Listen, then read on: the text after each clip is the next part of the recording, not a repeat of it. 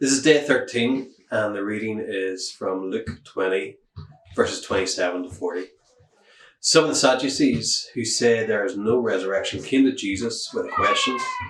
"Teacher," they said, "Moses wrote for us that if a man's brother dies and leaves his wife but no children, the man must marry the widow and raise up offspring for his brother. Now there were 7 brothers. The first one married a woman and died childless. The second and then the third married her. And in the same way, the 7th died, leaving no children. Finally, the woman died too. And then at the resurrection, whose wife will she be, since the 7 were married to her?"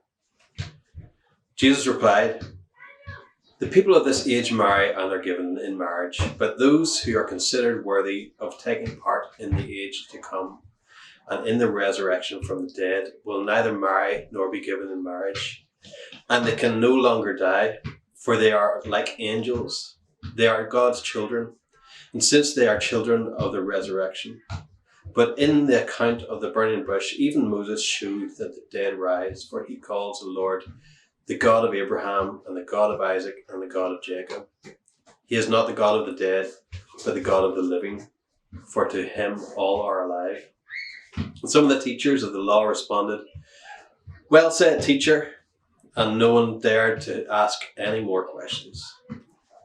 Throughout the Gospels, Jesus is approached by many different people and asked many different questions. Often when it's the Sadducees or the Pharisees asking the questions, they are trying to trick Jesus or get him to prove that they are the ones that are right.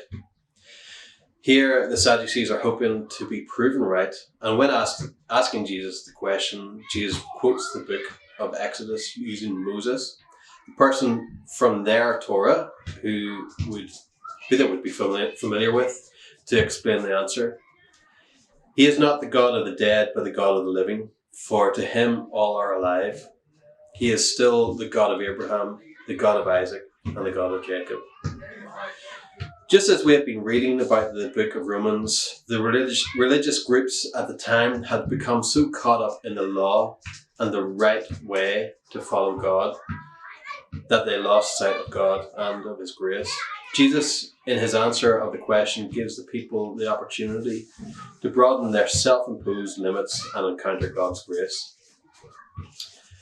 In our prayer, Jesus, help us not to be confined by our own logic, our own limits, our own presumptions about the law and its meaning, where we have relied on knowledge instead of our identity as children. Soften our hearts. Help us to be people who walk in your grace and live out your grace.